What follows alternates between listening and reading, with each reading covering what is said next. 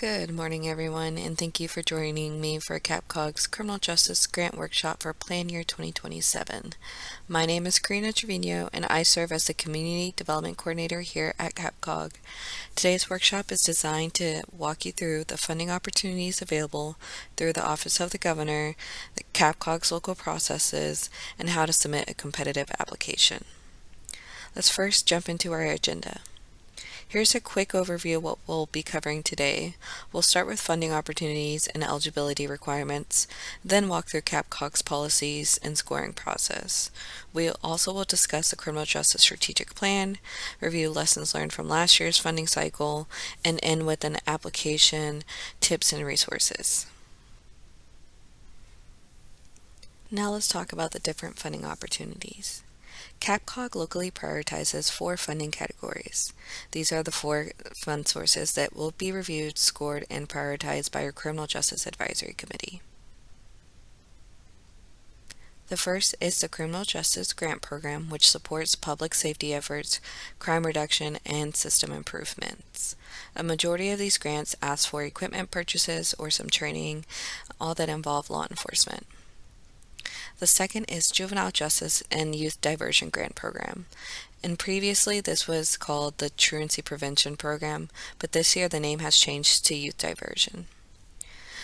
This program supports projects that prevent violence in or around schools and improve the juvenile justice system through community-based and school-based youth diversion programs, mental health services, and also early intervention strategies. The third is the General Victims Assistance Grant Program, which provides direct services to victims of crime. This is often our most sought-after program with the most applicants. And finally, the Violence Against Women Justice and Training Program, which supports coordinated multidisciplinary response to domestic violence, sexual assault, dating violence, and stalking. A majority of those funds go towards training for different investigation purposes. 2 of the fund sources that CAPCOG prioritize have match requirements. This is VOCA and VAWA. VOCA's match requirement is 20% of the total project cost. This can be broken down to in-kind and or cash match. VAWA, on the other hand, has a 30% of the total project cost match requirement.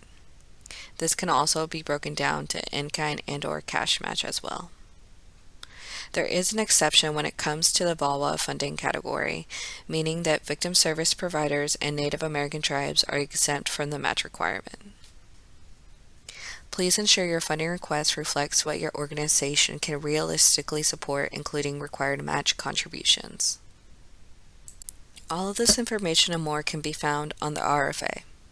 The RFA, or the Request for Application, provides detailed information about the funding source, including eligible organizations, allowable activities and costs, and program-specific requirements.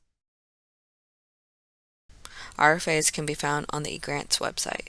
Please go to www.egrants.gov.texas.gov, and there you will go to Funding Opportunities in the top right corner, and then go down to Active Opportunities.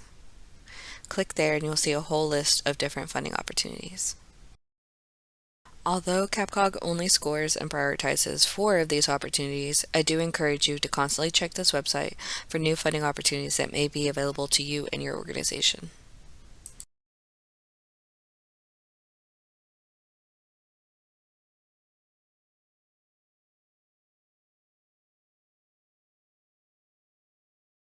Before we get into the application itself, I want to take a few minutes to talk about applicant eligibility requirements. This section is really important because eligibility is determined before an application is even scored. Even strong projects can be deemed ineligible if eligibility requirements are not met. So it's critical to review these early in the process. Eligibility requirements are established by the Office of the Governor's Public Safety Office and may vary by funding source.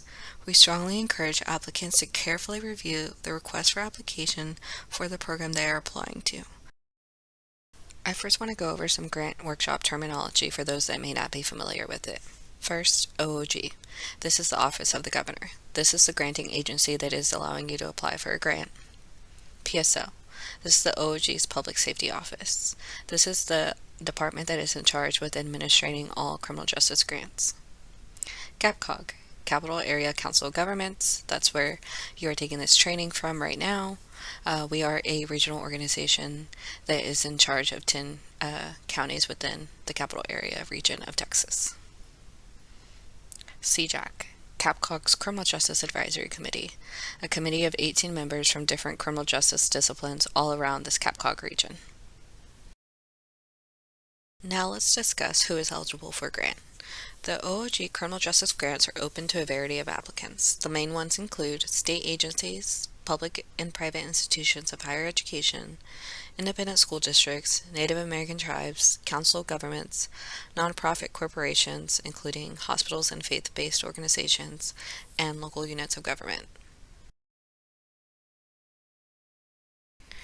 Let's first go over some requirements that you must have in order to apply for these grants. The first one being, all agencies must be registered in the System for Award Management, or SAM. You must have an active and unique entity ID number.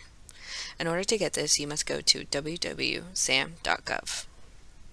From there, you're able to register your entity and get a unique entity ID number, which you will need to create your application.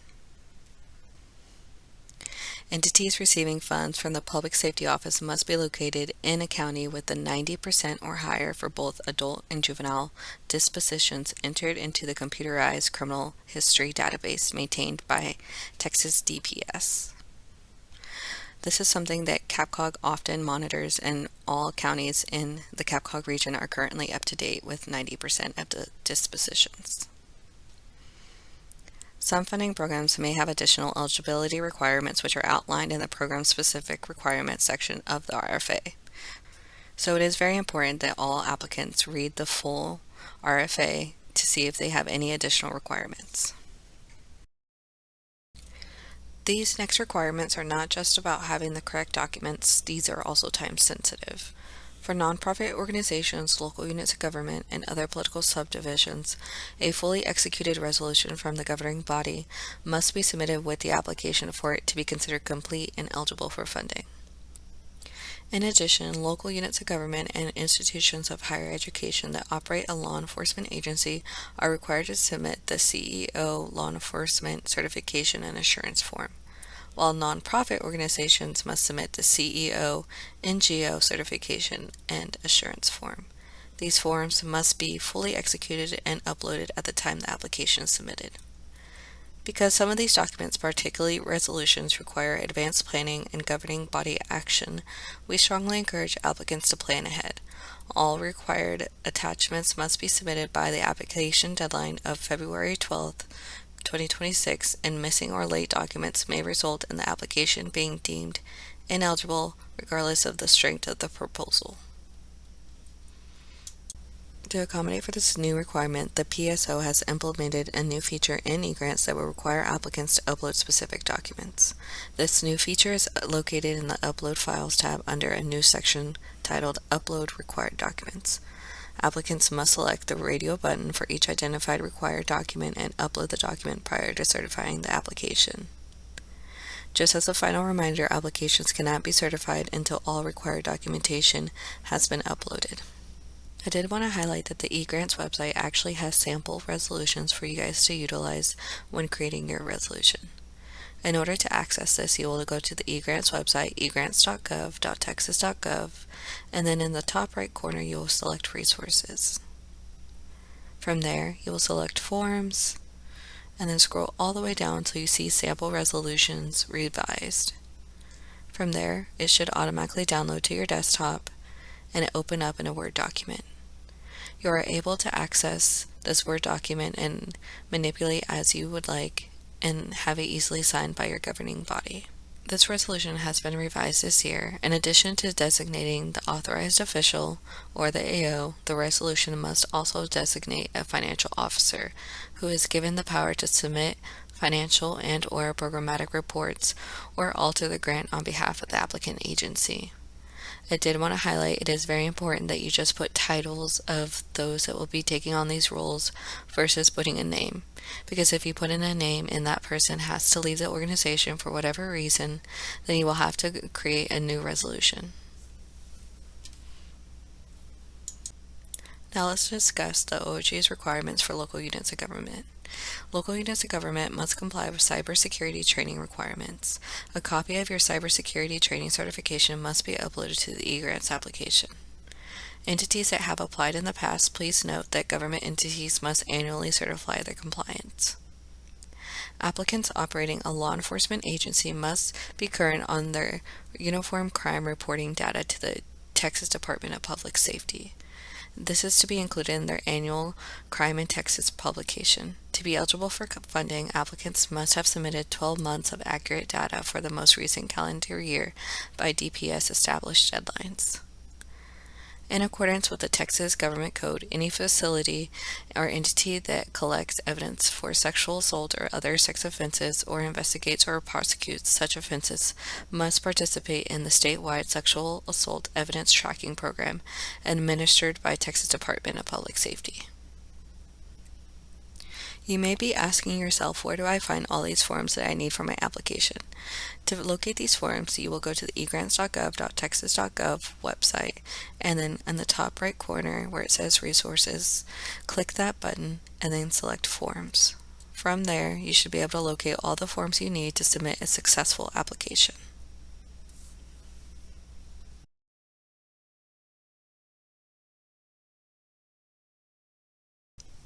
Now that we have discussed the eligibility requirements, let's go ahead and get your application started. To create an application, you will need to go to the Office of the Governor's eGrants website. This is egrants.gov.texas.gov. From there, the first thing you're going to do is either create or log in to an existing eGrants account. To do this, you will go on the top right corner and click Login. From there, you can either log into your existing account or create a new account. Please note, if you do have an existing account, passwords expire every 90 days. So please go ahead and log in today to ensure that your password is up to date. The next thing you should do is to identify your grant officials. Each grant must have 3 different grant officials: a project director, financial officer, and an authorized official. The authorized official is usually a county judge, mayor, city manager, chairman of a nonprofit board, head of a state agency, or executive director. This person's sole responsibility is to submit the grant after the application is complete. The next person is a financial officer. This must either be an employee or a board member and should be the chief financial officer, auditor, or treasurer for the grantee agency. Please note, this person is often the one that will be submitting your financial reports and your progress reports for the grant through the duration of the project period. The final position is a project director. This must be an employee or grantee agency. I do recommend that the project director be the person that's solely in charge of the project and the one that knows the most about the project.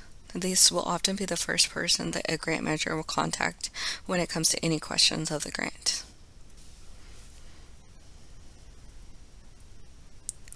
These users all must create their individual eGrants account. If you are a current grantee and you're reapplying next year, I would go ahead and ensure each one of these financial officers, project directors, and authorized officials have an up-to-date password related to each eGrants account, so that way you do not have any delays when it comes to submitting your application. After logging into your eGrants account, you will notice that the program is organized through tabs. To begin your application, you will select the Apply tab. After you select Apply, the system will guide you through the process. A useful document to have nearby is the eGrants Guide to Creating an Application. Please note, it is important to provide yourself plenty of time to complete the application. Applications are due February 12, 2026. Asking for assistance on the due date is not recommended. Let's locate the eGrants Guide to Creating an Application. The first thing you will do is go to Resources in the top right corner, then select Resources. From there, you will scroll down until you see Guidance Documents, specifically the application resources. From there, you should be able to scroll down until you see Creating an Application. That's the document that you're looking for. This document is to be a guide to help you throughout the application process. It takes you step by step on everything you have to do. Please note that CAPCOG staff is also available for any technical assistance you may need through the application process. Let's talk some final eGrants application reminders. The applications for the criminal justice grants through the Office of the Governor is available on the eGrants website. New users, I recommend you create an eGrants account today. Any existing users, ensure your login credentials for the eGrants website is up to date. Passwords expire every 90 days. Identify 3 individuals that will serve as your authorized official, financial officer, and your project director. Ensure that they all have an eGrants account. The authorized official's login will be the only login that can submit your application. Please ensure they have the proper credentials. Please note applications are due February 12th, 2026 at 5 p.m. If you have any questions, please feel free to reach out to me or contact the eGrants help desk. The next item we're going to cover on this agenda is CAPCOG's policy and processes. As an applicant, not only do you have to follow the OOG's eligibility requirements, but CAPCOG has our own set of requirements for our scoring and application process. In this section, I'm going to walk you through our processes so everyone here gets the opportunity to increase their score and maximize their chances of funding. So, let's first talk about CAPCOG's role. Through an interlocal agreement, our CAPCOG Executive Committee is designated by the Office of the Governor to create and establish our Criminal Justice Advisory Committee, or our CJAC. The CJAC's main responsibility is to review grant applications, project summary sheets, and presentations. From there, they are required to score and prioritize applications based on their established criteria. Now that we have discussed our CJAC's role in the process, let me go ahead and discuss the role that the CAPCOG staff takes in the grant prioritization process. CAPCOG staff's role in the process is to prepare key plan year documents such as score sheets, project summary sheets, and timelines. We're also required to distribute this information related to the grant process on our CAPCOG website and through our email distribution. Along with that, CAPCOG staff is also required to provide technical assistance to applicants or interested grantees. Then from there, we're also required to submit the scores and grant prioritization to the Office of the Governor. If you have any questions, please feel free to contact me, Karina Trevino, the Community Development Coordinator here at CAPCOG. Now let's discuss some CAPCOG requirements when it comes to your application. In addition to the requirements established by the PSO, CAPCOG's policy statement establishes several requirements that have consequences on your scoring of an application for those that do not adhere to one or more of those requirements. The application will still be reviewed and is still eligible to receive funding, but may receive a lower score and a lower funding recommendation for not adhering to these requirements. Number 1 is to attend a grant workshop. CAPCOG will conduct a grant workshop that will be open to all prospective applicants to attend. Number 2, submit a project summary sheet. A project summary sheet is a form provided by CAPCOG. The project summary sheet includes several questions about the application and the proposed project and is used to help the CJAC during the review and scoring of applications. Number 3, present project to the CJAC. A representative from the applicant who is familiar with the application and the proposed project will be allocated 5 minutes to present their project in front of our CJAC, and they also must be prepared to address questions from CJAC members. Let's talk about CAPCOG's grant workshop. CAPCOG will schedule and hold a grant workshop to discuss funding opportunities provided by the PSO. If a representative of the applying organization attends a grant workshop, all the organization's applications receive 5 points.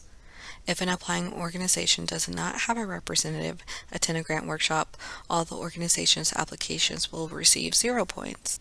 We strongly recommend that all applicants attend a grant workshop because the information is very helpful when it comes to creating a successful grant. We have noticed that applicants that attend a grant workshop were 91% more likely to submit a project summary sheet, which increases an applicant's overall score. Speaking of a project summary sheet, Project summary sheets should be submitted for each application. The project summary sheet includes several questions about the application and the proposed project and is used to help the CJAC during their review and scoring of applications. Project summary sheets will be found on CAPCOG's website. If a project summary sheet has been submitted for an application by the deadline of February 12th, the application will receive 10 points. If a project summary sheet has not been submitted for an application by the deadline, the application will receive 0 points. The project summary sheets are very important because they provide our CJAC with regional data, which is often very important to that CJAC member. Please submit your project summary sheets in time before the deadline. Now let's talk about how to access a project summary sheet. If you go to our website www.capcog.org and then click in the top banner, you will see where it says Services. From there, you will go down to the first star, which is Criminal Justice and Public Safety. On that page, you will scroll down to where is a button that says Submit a Project Summary Sheet. If you click that button, you will be able to access your project summary sheet. This year, the project summary sheets are an online form. You will simply fill out each question, and then at the end, you will click Submit. I did want to highlight the last question on the project summary sheet, which says, please indicate the email address of the individual submitting the project summary sheet. This individual will receive a confirmation upon submission. It is very important that you list the email address of any of the grant officials. This person will receive a confirmation that the project summary sheet was submitted, along with an actual PDF copy of that project summary sheet. Please note that the project summary sheets again are due February 12th, 2026. Now on to our third requirement, a presentation. All applicants must designate one representative to present their project to our CJAC. The designated representative must be familiar with the application and the proposed project. Each applicant will be given 5 minutes to present their project to the CJAC. The representative must be prepared to answer questions from CJAC. Failure of an applicant to present its application to the CJAC could adversely affect the scoring and the funding recommendation, as 25 points are associated with the project presentation component. As mentioned, the applicant presenting should be prepared to answer questions from the CJAC. To help you prepare, I wanted to share a few examples of commonly asked questions from last year's presentations. CJAC members often will ask about how your program receives referrals and who you serve, including your service population. They may also ask about your overall budget, how much funding you are requesting, and what portion of your program this grant would support. Applicants should be ready to discuss the regional impact, including any local or regional data that supports the need for the project, and questions may also focus on staffing, capacity, and your ability to carry out the proposed project. Finally, CJAC members frequently ask about contingency plans and how your program would proceed if funding is not awarded. We strongly encourage applicants to address these topics in their presentation to help ensure a clear and concise understanding of their project. Next, let's talk about the timeline for all these events. Every year, CAPCOG releases a PY 2027 timeline. This timeline lists out all the different events and when they are set to occur for this next grant scoring process. As you can see, the first 2 bullets talk about our grant workshop. January 6th is our in-person grant workshop here at the CAPCOG offices, and then January 7th is our online workshop hosted via Teams webinar. The next big date is February 12th, 2026, where the eGrants application is due to the OOG. Along with that, on February 12th, 2026, our project summary sheets are due to CAPCOG. The next date I have is March 18th, 2026. This is when a CAPCOG plans on releasing the presentation sign-up link. Every year, we allow all of our applicants to select a time that works best for them to come and present their projects to our CJAC. As you can see, I have the word ideally in parentheses. This is because this date is highly dependent on the OOG's timeline. So I hope to get everything out March 18th, but I will also let you know if there's any delays. March 23rd and March 24th, 2026 is actually when applicants will come and present their projects to the CJAC. Please highlight these dates on your calendar. As you can see, we only have 2 days of presentations this year, and that is because of all of our technology advances when it comes to our scoring system. We have been able to decrease from 3 days down to 2 days. The last date I would like to highlight is April 8th, 2026. That is the date that CAPCOG staff will take all the CJAC's scores and funding recommendation to our executive committee for their final approval. This is what our CAPCOG timeline actually looks like. The timeline document was updated this year to be more visually engaging. I added some icons to key items such as deadlines and announcements. Again, the date for application signups is going to be March 18th, 2026. And then presentations will be held on March 23rd and 24th, 2026. This timeline is available on our CAPCOG website. However, if you would like quick access, you can scan the QR code now. Now let's talk about CAPCOG's policy, specifically the goals of the CJAC. A goal of the CJAC is to address regional criminal justice needs by encouraging the establishment of beneficial programs and continuing funding them with the goal of progressing them towards self-sufficiency. To encourage long-term sustainability, the CJAC has established policies to guide local government applicants towards achieving self-sufficiency. To go along with the CJAC's goal of addressing regional criminal justice needs while encouraging projects to progress towards long-term self-sufficiency, the CJAC applies a decreasing funding ratio for local government continuation projects. Beginning in plan year 2027, the decreasing funding cycle was expanded from 4 years to 5 years. This structure allows projects to receive up to 100% of funding in the first and second years, followed by a gradual reduction to 80% in year 3, 60% in year 4, and 40% in year 5.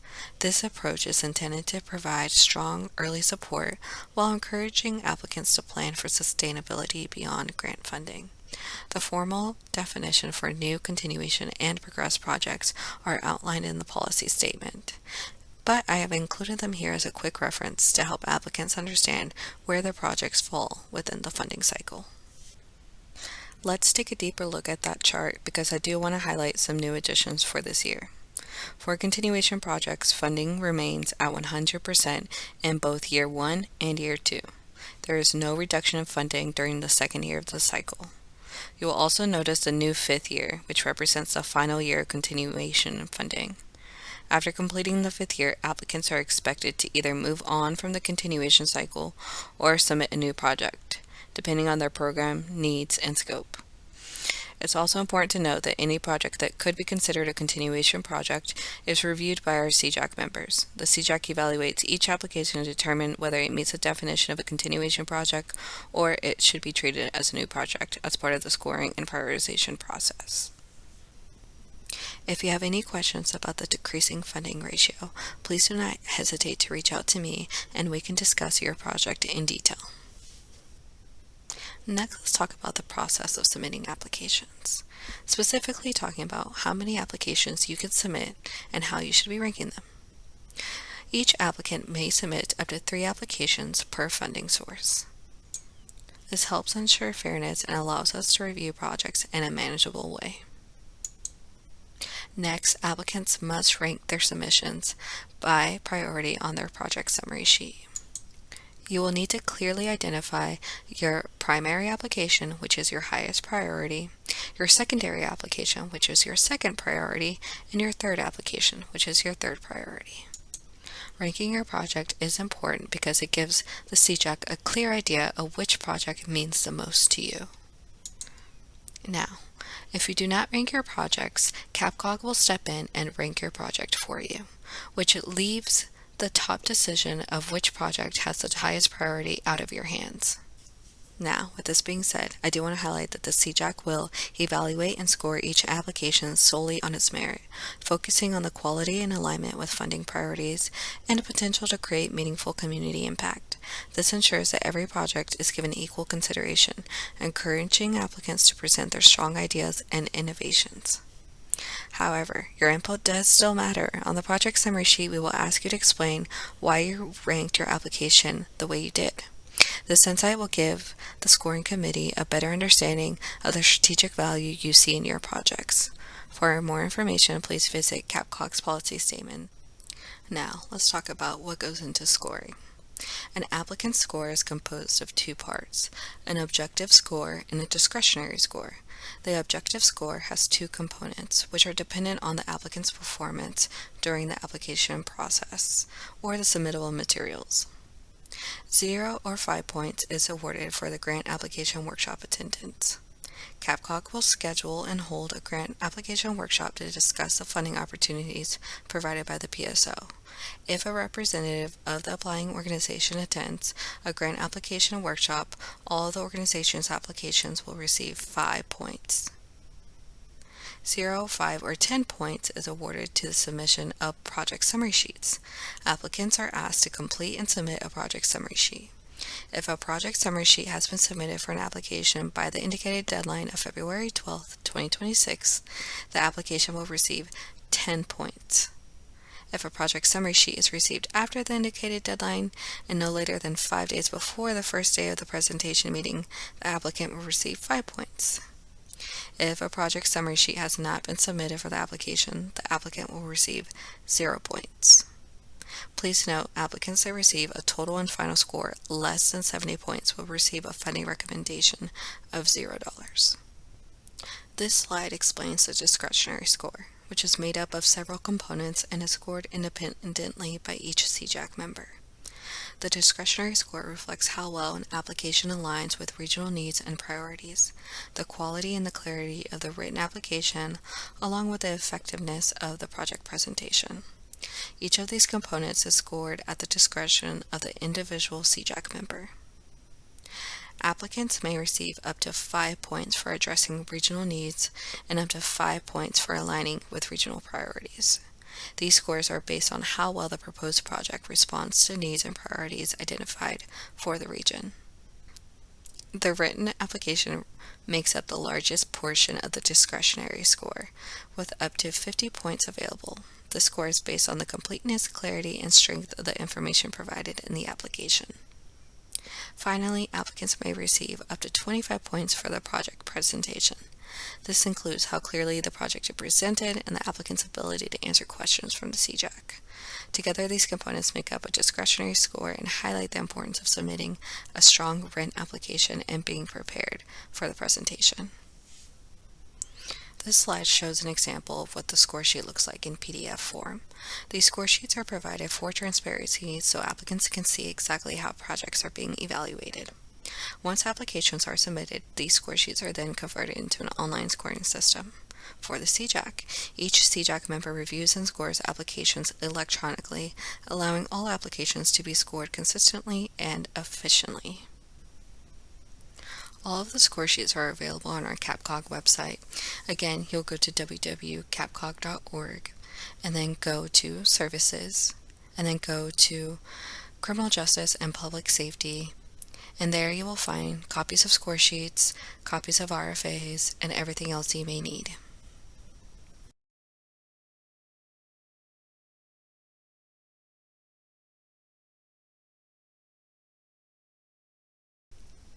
Now, I want to take a few moments to talk about the Criminal Justice Strategic Plan, because this document plays a key role in how applications are reviewed and scored. The strategic plan is a 5-year roadmap that guides how criminal justice funds are prioritized and awarded across the CAPCOG region. It identifies regional needs, gaps, and priorities across several disciplines, including criminal justice, juvenile justice, and youth diversion, mental health and substance abuse, victim services, and diversion and reentry. This plan is required by the Office of the Governor's Public Safety Office and used directly by the Criminal Justice Advisory Committee during application scoring. Before I move on, I do want to highlight and pause and note that this is the first time the Criminal Justice Strategic Plan has been updated in 5 years. Because of that, the updates were especially important and intentionally comprehensive. CAPCOG places a strong emphasis on local engagement and stakeholder input to ensure that the plan reflects current conditions and real needs across the region. We heard from law enforcement, courts, service providers, local governments, community partners throughout the planning process. I want to sincerely thank everyone who took their time to participate, whether you attended a meeting, completed a survey, joined a workshop, or provided feedback in any form. Your input directly shapes the regional needs and priorities reflected in this plan. For applicants, the most important takeaway is that grant applications are evaluated in part on how well the proposed project aligns with the strategic plan. Strong applications clearly reference relevant priorities, explain how the project fills a document regional or county level gap, and demonstrates how the project supports long-term regional goals, not just short-term activities. This slide highlights the 5 regional needs identified in the plan, which are further defined on pages 33 through 37. Under each regional need, you'll see a corresponding priority. That's what the CAPCOG members are listening for when reviewing applications. We strongly encourage applicants to review these sections closely and reference applicable priorities in both the written application and the project summary sheet. Doing so helps reviewers clearly understand how your project fits within the broader regional context and can possibly impact your score. I did want to highlight the regional needs. Regional need number 1 is to modernize and strengthen the criminal justice system to enhance infrastructure and capacity to improve community safety. Regional need number 2 is to strengthen youth prevention and intervention programs. Regional need number 3 is to expand and enhance access to mental health and substance abuse services with a focus on crisis intervention and treatment availability. Regional need number 4 is to enhance access to trauma-informed, culturally competent victim services across the region with targeted support for mental health, crisis intervention, and emergency shelter. And then regional need number 5 is to promote diversion and reentry solutions. Below each regional need, as mentioned earlier, you will see the corresponding priorities. That is really what CAPCOG CJAC is going to be looking for when they are scoring applications. When it comes to creating a grant application, I think it's really important to reflect on the previous year. Looking back at how funding was requested, awarded, and prioritized helps set a realistic expectation and can guide you in developing a stronger, more competitive application. Last year, CAPCOG reviewed applications across the 5 funding categories, and we saw more demand than available funding. Of course, this is not to discourage anyone from applying, but to help applicants understand the overall funding landscape and the level of competition. Reviewing last year's data helps highlight a few important takeaways. It shows where demand was highest, where funding was limited, and why it's important to submit requests that are well-planned, fiscally realistic, and aligned with regional priorities. As you prepare your application for this year, we encourage you to look in the year of review as a reference point. Consider how your request fits within the broader regional picture, how it compares to previous requests, and how clear your project addresses the documented needs. Taking time to reflect on the previous year can help you better position your project and make a more strategic decision throughout the application process. As a general overview, I wanted to highlight that we had 61 total applications submitted for the CAPCOG region. 20 of those were General Victims Assistance applications. 7 of those were Violence Against Women applications. 17 of those were Criminal Justice applications. 12 of those were Juvenile Justice applications. And 5 of those were Truancy Prevention applications. In PY 2026 funding cycle, approximately $16.7 million was requested, and $11.1 million was awarded, leaving about $5.6 million unfunded. Let's take a deeper look into funding requests versus actual awards. Again, this is for plan year 2026, which was last year. Last year, when it came to criminal justice, about $3.7 million was requested, while $728,160.11 was actually awarded. When it came to VOCA, about $9.8 million was requested, and $8.7 million was actually awarded. When it came to VAWA, about $528,424.14 was requested, and that exact amount was actually awarded. When it came to juvenile justice, $1.4 million was requested, meanwhile $229,000 was actually awarded. When it came to truancy prevention, $1.1 million was requested and $893,175.13 was actually awarded. Now, I want to talk about the Regional Budget Estimate, or RBE, because this is an important piece for applicants to understand when developing a funding request. The RBE provides an estimated amount of funding available in the region for each category, and each funding category has its own RBE. The Office of the Governor provides CAPCOG with the Regional Budget Estimate every year, typically in early March. Once CAPCOG receives the RBE from the Office of the Governor, it is used as a planning and prioritization tool during the grant review process by CAPCOG staff and the CJAC. One very important thing to keep in mind is the RBE is not a guarantee of funding. It is meant to help set expectations and provide context as funding decisions are made. As part of reflecting on the previous year, we think it's helpful for applicants to see what last year's regional budget estimate looked like. This table shows the RBE by funding category for the previous funding cycle, as well as the total amount available across all categories. Looking at last year's RBE helps illustrate how funding is distributed across the programs and reinforces that resources are limited and highly competitive. Reviewing this information can help applicants better understand the overall funding landscape and think more strategically about how their request fits within the specific funding category. When it comes to creating your application, this is where reflecting on previous year becomes especially important. As an example, if the RBE for a funding category is $200,000, applicants should consider the total amount when developing their budget. Requests that are for a large portion of the RBE may be more difficult to fund, especially when there are multiple competitive applications within the same category. Strong applications demonstrate fiscal realism and awareness to regional needs.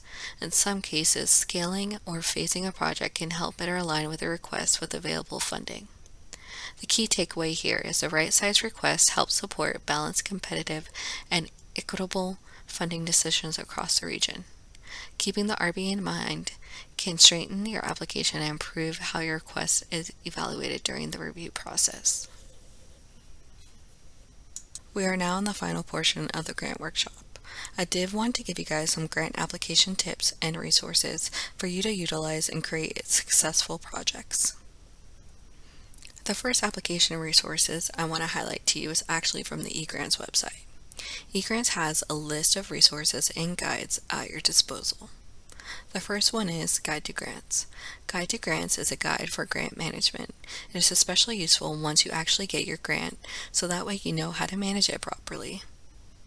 The second one is eGrants User Guide to Creating an Application. This was mentioned earlier in the workshop, and I do highly recommend it because it is a step-by-step guide on how to create an application. Now, let's talk about grant management.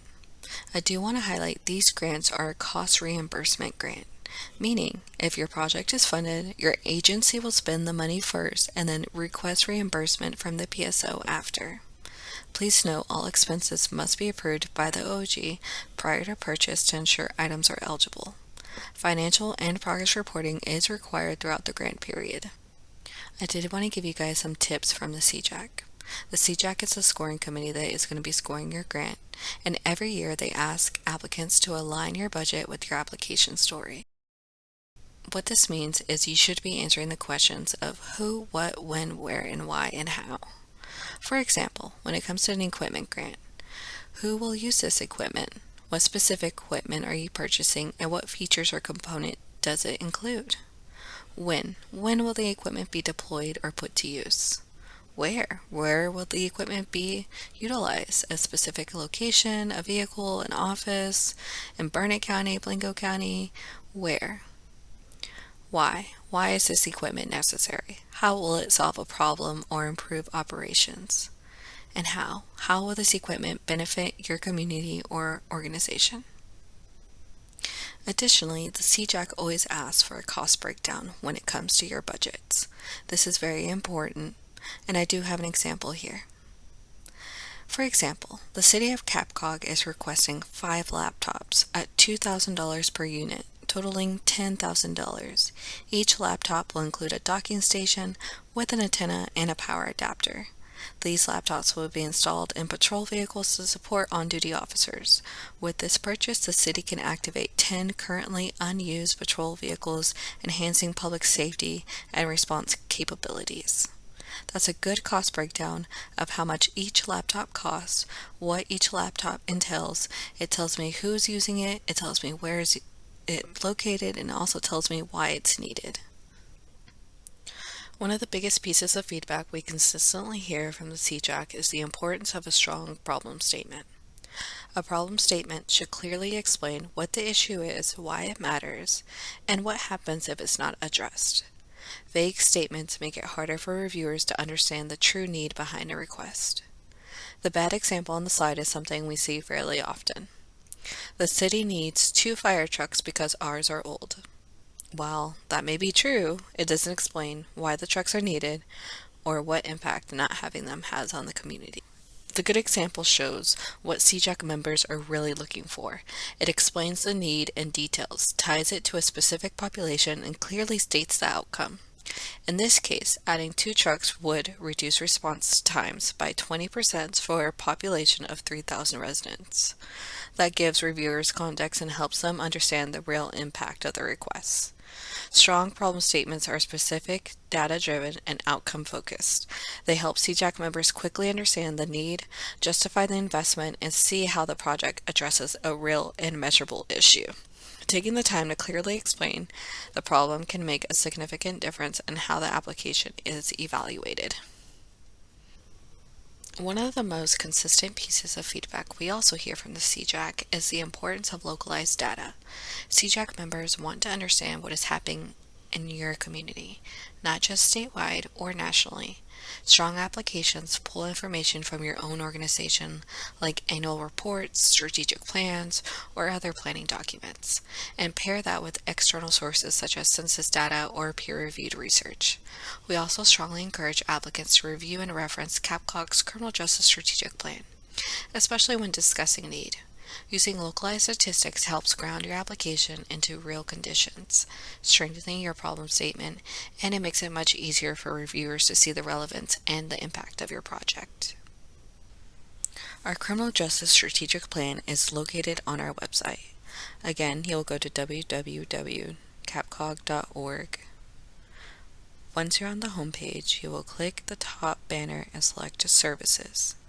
From there, you'll select the Public Safety and Criminal Justice, and then you will scroll down till you see on the right-hand corner 2025-2030 CJ Strategic Plan. And as you can see, there's plenty of data in the plan that can be used for your grant application.